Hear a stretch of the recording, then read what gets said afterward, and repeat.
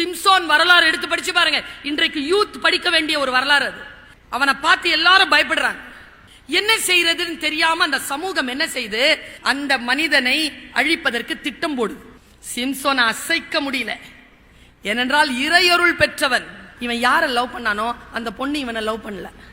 இந்த பையன் என்ன பண்ணா, சோகத்துல உச்சத்துல இருந்தானா. இவனுக்கு ஒரு பெஸ்டி வரா, அவ பேர் தெலீலாள். தெலீலாள் ஒரு ஜாலி பொண்ணு.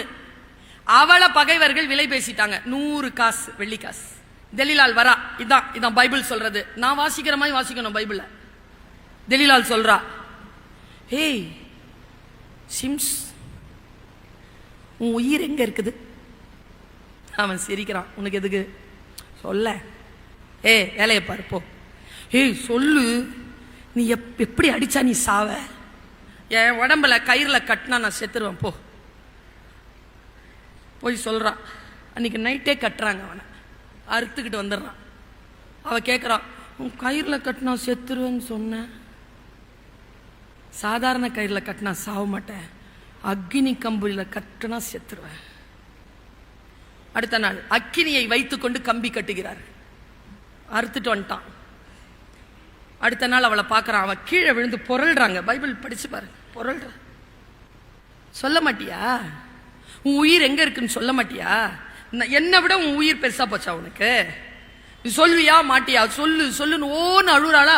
அவ அழுத உடனே இவன் மனசெல்லாம் கரைஞ்சு போய் அவளை அப்படியே எடுத்து மடியில போட்டுக்கிறான். சரி சொல்றேன் இரு, சொல்லு. இந்த தலைமுடி இருக்குல்ல, இதுலதான் இருக்கு. டக்குன்னு எந்திரிச்சாங்க. எந்திரிச்சு அப்படியே சிம்சோனை தன் மடியில் படுக்க வைத்துக் கொள்கிறாள். இப்படி தலைய கோதுரா. அந்த தலை கோதுர சொகத்துல பாவி பைய தூங்கிட்டார். அவ பைபிள் சொல்லுகிறது, அந்த முடியை அவள் 7ஆக பிரித்தாள். காலையில் அவன் எழுந்த பொழுது அவன் தலை முழுக்க மழிக்கப்பட்டிருந்தது.